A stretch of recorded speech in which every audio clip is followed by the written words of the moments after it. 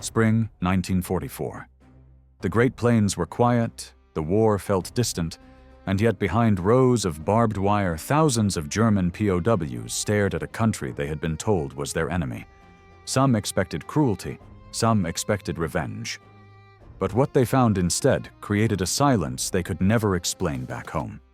Because America didn't just capture soldiers, it captured their beliefs and slowly dismantled them, piece by piece. Now let's step into that world and uncover the truths the US Army rarely discussed. Fact 1. The shock of American freedom. For many German POWs arriving in the United States, the first moment of disbelief came before they even stepped off the train. These were men raised on Joseph Goebbels' warnings about America, a land supposedly collapsing under crime, racial chaos, and Jewish control. Yet as the train rolled through small Midwestern towns, they saw something that contradicted every lesson of the Reich. Families shopping peacefully, children playing in front yards, and farmers waving at them as if greeting strangers, not enemies. Some POWs later wrote that this single train ride cracked the first layer of their ideology. At the camps, the shock grew deeper. Instead of overcrowded barracks or brutal guards, many found clean bunks, scheduled meals, and predictable routines. The Geneva Convention wasn't a distant ideal here. It was enforced. Inspections were regular. Abuses were punished. German officers accustomed to unquestioned authority were stunned to discover that American guards followed written rules, not personal emotions. One POW later recalled that the enemy treated us with more discipline than we treated ourselves. But the moment that unsettled them most happened on their first work assignments. Under guard, they were sent into nearby communities to harvest crops, repair roads, or work in lumber mills. Instead of hatred, they met curiosity. Old farmers asking about Germany, women offering cold water, children staring with wide, unfiltered eyes. More than one POW whispered to another, "These people do not seem afraid of us." And for the first time, many realized the truth. The world they had been shown through Nazi propaganda simply did not exist. What they were seeing was far more dangerous to the Reich than any weapon, a functioning, confident democracy that did not need hatred to maintain control. For German soldiers raised in a system that demanded obedience through fear, that discovery was the beginning of an inner collapse.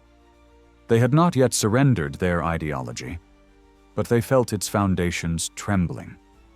This was the first emotional fracture, the quiet, unsettling realization that the enemy lived better than the master race, and treated its prisoners with a fairness the Reich claimed was impossible. Fact 2. The interrogation without violence. German POWs expected interrogation. They braced for it. The cold room, the bright lamp, the threats. Many had heard stories of what Americans supposedly did to captured soldiers, but when the moment finally came, it felt unreal. Instead of force, they were met with polite questions, warm offices, and coffee poured into tin cups. The interrogators were calm, often soft-spoken men who seemed more like teachers than officers. This deeply unsettled the prisoners. The Americans knew something essential. Brutality makes people silent. Comfort makes them talk. They let the POWs speak freely, even wander into conversations.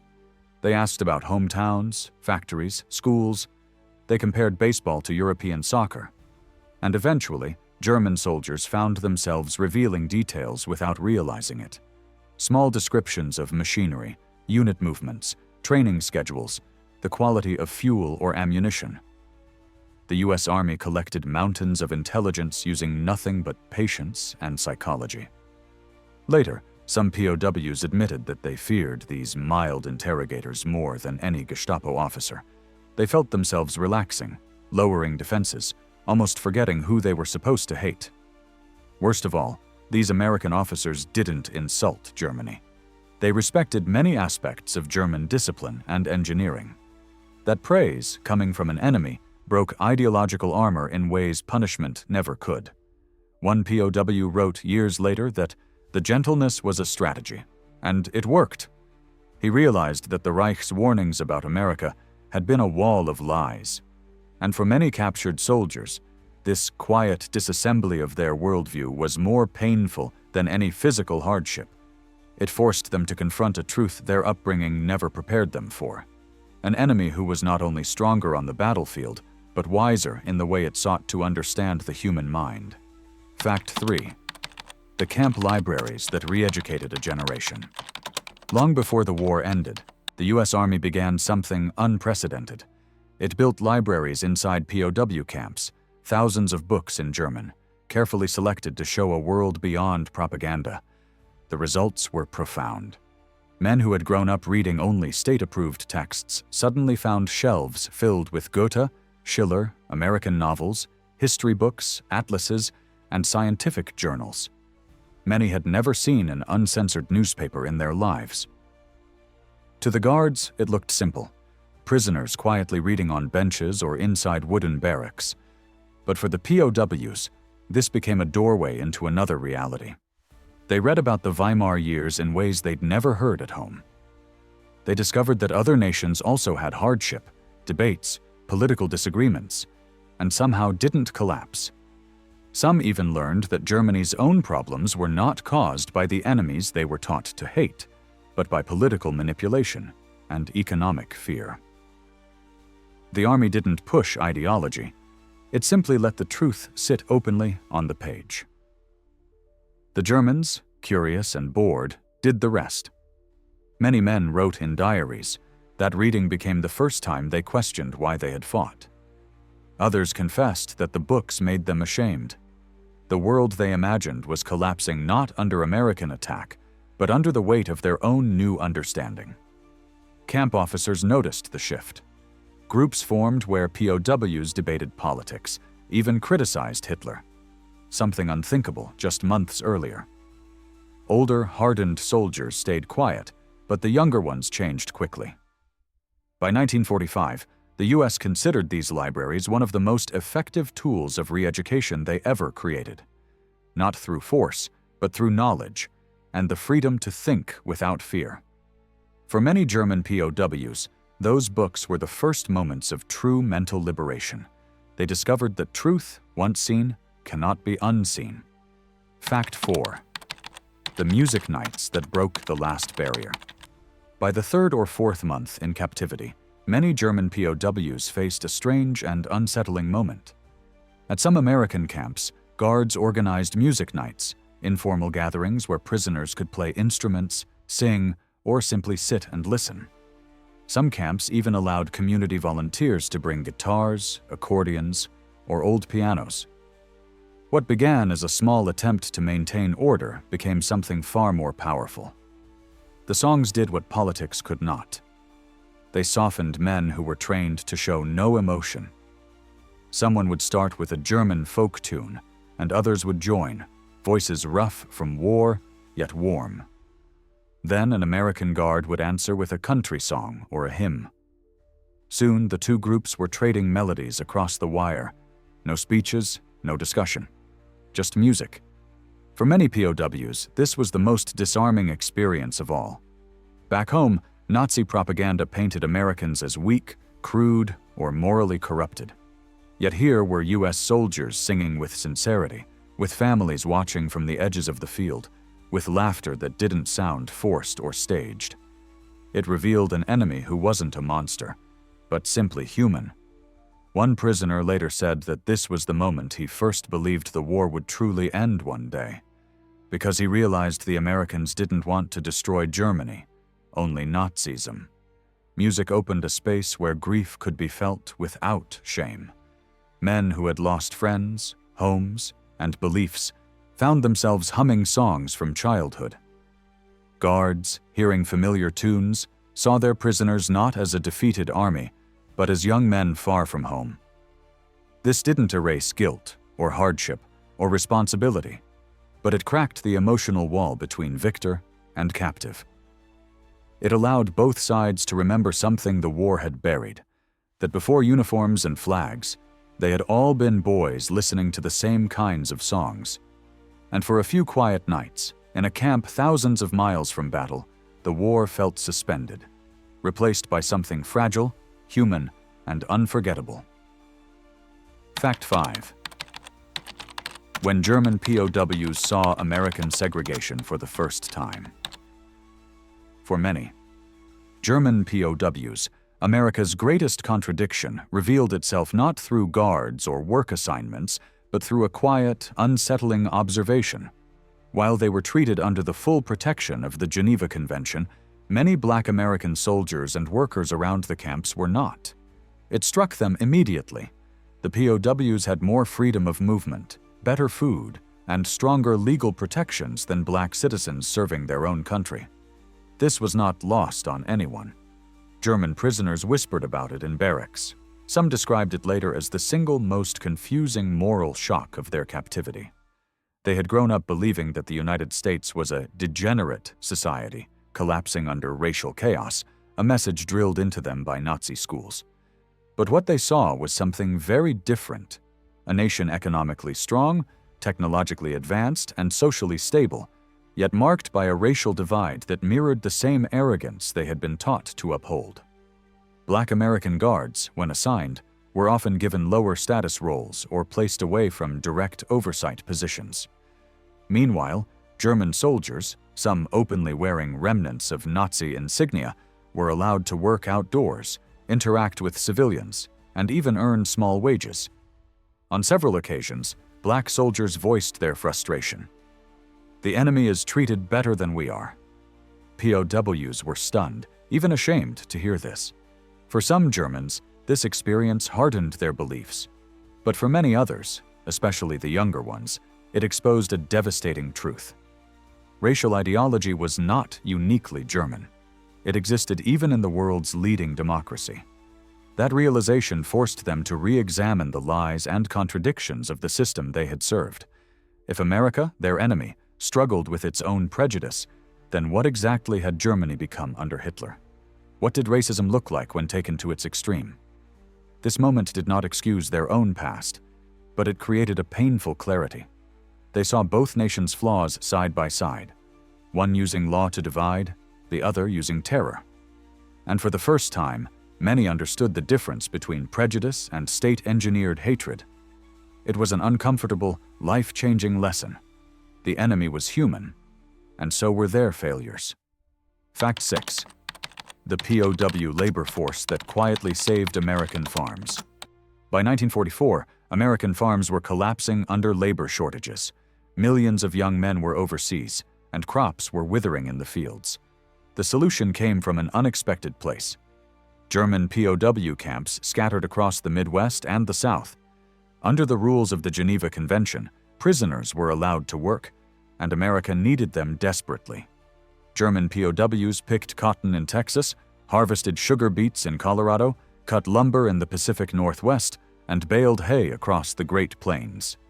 They earned a few cents per hour, paid not in cash but in small camp credits they could use at the canteen. For many, it was the first honest work they had done outside military life, and it restored something the war had taken from them, a sense of purpose. The surprising part was how welcomed they became. Local communities, initially fearful, quickly realized the POWs were not the monsters propaganda had painted. Farmers praised their discipline. Families sent home stories that the Germans work hard, keep to themselves, and cause no trouble. In some towns, farmers left tools unattended and trusted the POWs completely, something unimaginable in wartime Europe. For the prisoners, these jobs created a profound emotional shift. They were no longer soldiers, just young men sweating under the American sun beside people they had been told to hate. They saw rural poverty, simple kindness, and a way of life untouched by totalitarian politics. They found that Americans argued openly with their officials, criticized local problems, and complained about Washington, all without fear. That kind of freedom frightened and fascinated them. By the end of the war, German POW labor had kept thousands of American farms alive. Many farmers later admitted that without those prisoners, they would have lost everything. And for the Germans, these months on American soil accomplished what re-education could not. They built empathy. hard work in peaceful fields became the quiet beginning of forgiveness and understanding. Fact 7. The secret U.S. program that listened to POW confessions. Few German POWs knew that some of their most private moments in America were not private at all. In two special camps, Fort Hunt in Virginia and Trent Park in Britain, the Allies created an intelligence operation unlike anything ever attempted. They bugged the walls, ceilings, lamps, and even the pipes. Everything the prisoners said in their barracks was secretly recorded. These were not ordinary prisoners. They included U-boat captains, Luftwaffe pilots, engineers, and officers with deep technical knowledge. Instead of torture, the Americans offered comfort, warm rooms, good meals, and polite conversation. The prisoners relaxed, argued, bragged, and complained, unaware that microphones captured every word. What emerged was a raw, unfiltered portrait of the German war effort. Some revealed fuel shortages, others exposed failed weapon designs or low morale. A few, in moments of drunken honesty, admitted witnessing atrocities on the Eastern Front, confessions they would later deny publicly. The U.S. intelligence analysts wrote everything down. These transcripts became one of the most accurate sources on the inner reality of the Wehrmacht. The brilliance of the operation was its simplicity. Give men comfort, and they speak freely. Give them someone to argue with, and they reveal truths. The Americans understood something the Nazis never did. Human nature is loud when it feels safe. Even decades later, some former POWs were horrified to learn they had been recorded. But for historians, those tapes became priceless.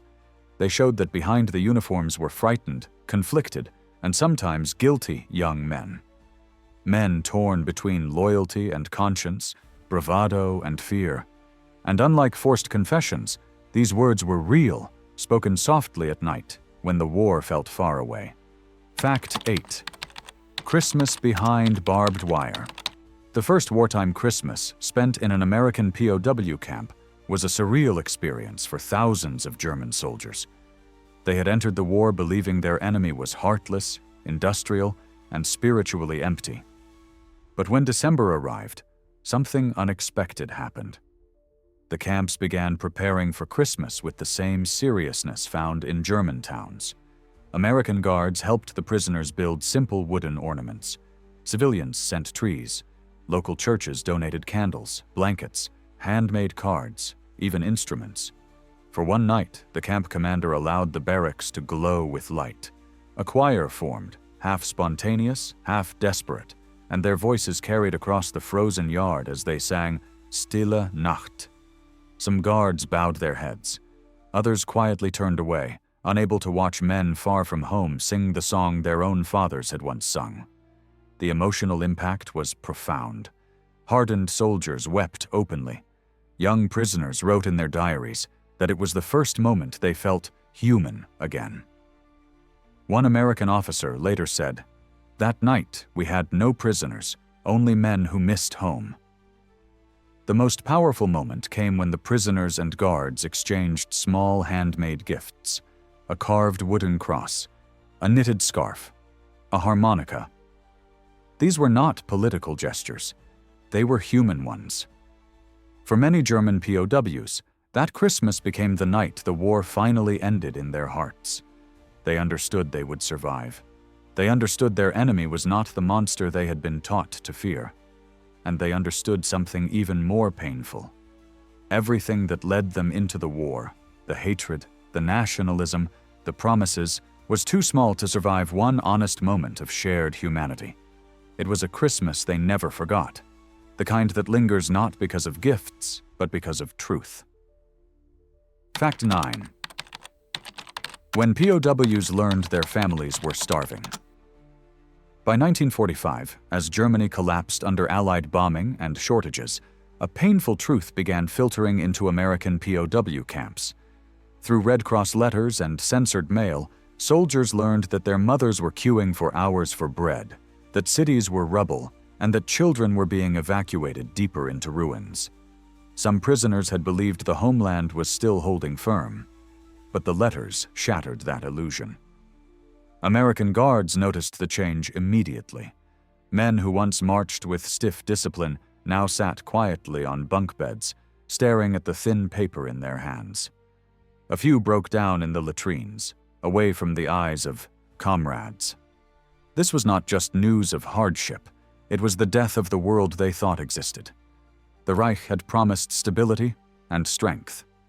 Now their families were writing of cold winters, empty shelves, and bomb-shattered homes. The U.S. Army allowed extra writing days, understanding the emotional blow. Many POWs begged to send more than one letter a month, desperate to know whether their families were alive. Some asked American guards for news about their hometowns, whether the church still stood, whether the factories burned, whether their street was still there.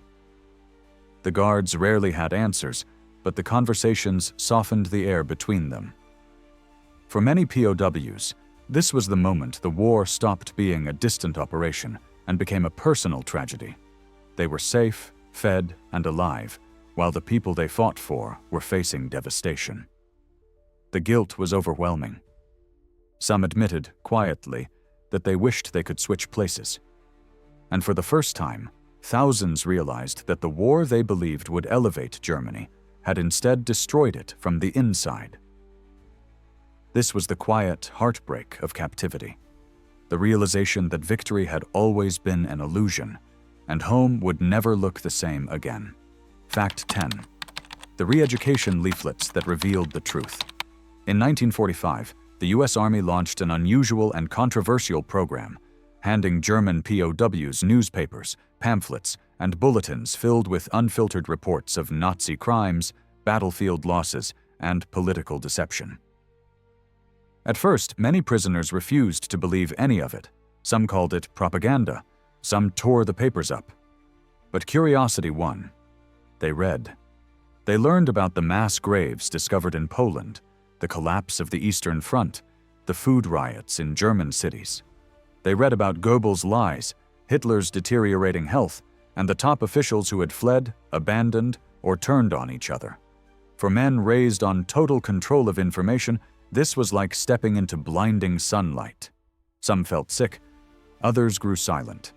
A few shouted that it was all fake, until new reports, new photographs, and new testimonies arrived. What broke them was not just the content, but the consistency. The papers didn't shout, they didn't exaggerate, they simply listed facts, dates, locations, names that matched what many POWs already suspected in their hearts. The Reich had not just lost the war, it had lied to them from the beginning. Some prisoners formed discussion groups. Others wrote home urging their families to prepare for defeat. A few even volunteered to help rebuild Germany after the war. The re-education program did what the battlefield could not. It forced men to confront a future where they were no longer soldiers of Hitler, but survivors of his decisions. For many, these leaflets were the first time they stood face to face with the truth, and it changed them forever. Fact 11. The day POWs became human shields. From local rage. Not all American communities welcomed German POWs. In areas where families had lost sons in the war, emotions ran hot.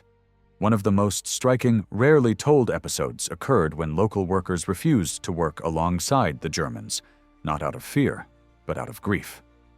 They didn't want to see the face of the enemy while their own children lay buried overseas. To prevent violence, some commanders stationed guards not to protect towns from POWs, but to protect POWs from towns. It created a strange, uncomfortable scene, the victors guarding their defeated enemies against their own people. German soldiers stood in the fields, watched by armed Americans, knowing those rifles were meant to shield, not threaten. The POWs felt this deeply. They understood the pain behind the anger. Some even apologized to workers during short interactions, something unthinkable on the battlefield. For the first time, they saw themselves not as proud warriors, but as symbols of loss. In a few towns, tensions eventually softened. Locals saw that these prisoners were just boys, often no older than the sons they had lost. But in others, resentment never faded. and guards remained a constant presence. This unexpected role reversal, U.S. troops defending Germans, revealed a powerful truth. War ends unevenly. The battlefield can go silent, yet grief continues to echo long after the shooting stops. For the German POWs, this was one of the most humbling lessons of all, that suffering existed on both sides, and that victory and defeat meant very little to a grieving parent. Fact 12. The goodbyes that hurt more than captivity. When the war finally ended and Germany surrendered, many POWs expected to be released immediately. Instead, orders came slowly. Some were shipped to France or Britain for labor duties. Others remained in American camps for months. But the most unexpected part came at the moment of departure. Both guards and prisoners began to realize they might never see each other again. Some Germans shook hands with American guards who had watched over them for years. A few embraced. Others exchanged small gifts, a carved piece of wood, a cigarette case, a patch from a uniform. There were tears on both sides. The prisoners weren't going home to peace. They were going home to ruins, hunger, and uncertainty. Oddly, many felt safer inside the camps than outside of them. One POW later wrote, "We entered our enemy's land as prisoners and left it as men who had learned how the world should be." Leaving America meant leaving stability, food, and a predictable life. For guards, it meant saying goodbye to young men they had quietly grown to understand. Then the trucks rolled out, the gates closed, and the camps fell silent. Only the footprints in the dust remained, traces of a war that had ended in a way none of them could have imagined, with respect, with humanity, and with painful, complicated gratitude. War creates enemies. Captivity sometimes creates understanding. And in the quiet fields and wooden barracks of America, thousands of German POWs discovered truths their own country had hidden about freedom, dignity, and what it means to remain human when everything else has fallen apart.